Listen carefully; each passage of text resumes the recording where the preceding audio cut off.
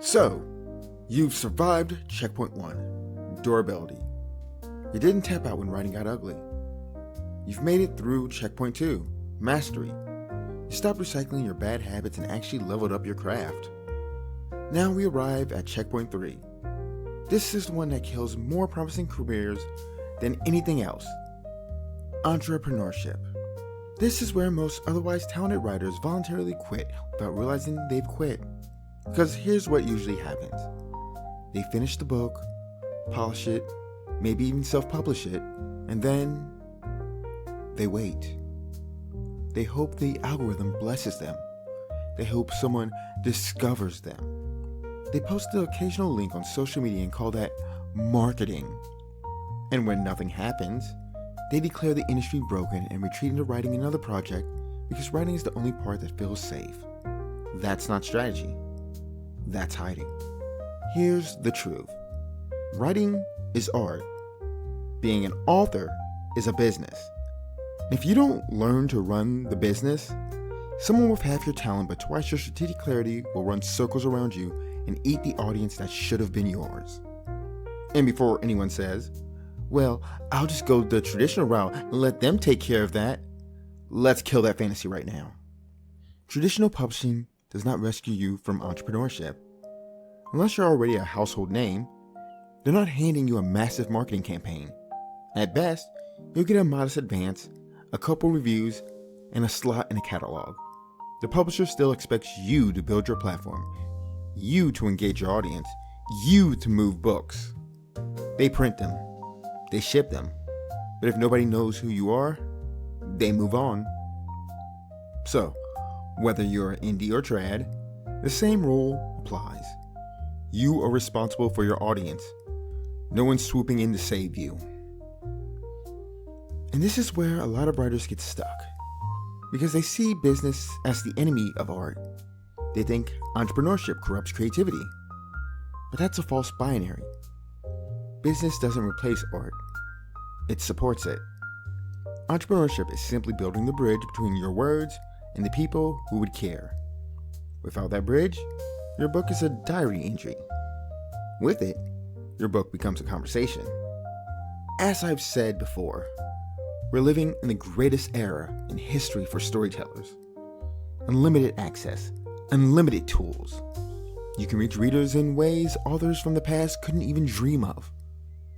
But that also means the bottleneck isn't writing the book anymore. It's being discovered. Visibility is the scarce resource. If you don't design systems to cut through the noise, your book might as well not exist. It's as simple as that. It isn't easy, but it's simple. Don't confuse the two.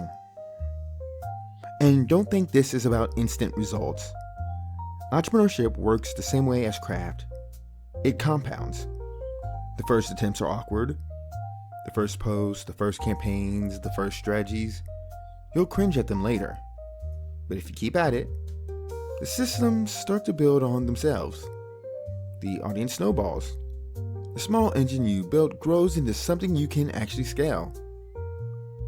That's why I say being an author is basically running a startup. You've got a product, you've got a market, you've got channels of distribution, you've got branding, positioning, growth strategies. Most authors just pretend they're not entrepreneurs. They wonder why their company dies after launch. And I'm not saying this as someone who's already built the empire. You can literally see me working through the process right here on the channel, right now. I'm testing, I'm refining, I'm building my system in real time. This is my entrepreneurial practice, and it's not separate from my writing. It's part of it. Here's the brutal truth. Nobody owes you readership. Nobody owes you applause. Which is exactly why the people who earn it are the ones who take full responsibility. Not just for the words, but for the reach. And here's the hopeful truth. If you're willing to be more durable than most people, if you're willing to sharpen your craft instead of recycling the same habits, and if you're bold enough to build systems instead of waiting for a miracle, the odds go from almost zero to better than almost everyone else. Because the reality is, Most aspiring writers aren't even competing. They're daydreaming. They're dabbling. They're waiting for permission. But if you've made it through all 3 checkpoints, you're no longer daydreaming. You're no longer dabbling. You're no longer waiting. You're competing. And competing is the only way to ever win. Now, if you want to see what this looks like in practice, I'm building my own system right here with Storymark Studios, where I'll be uploading my work. That's me putting all this into action. Durability, mastery, entrepreneurship, out in the open.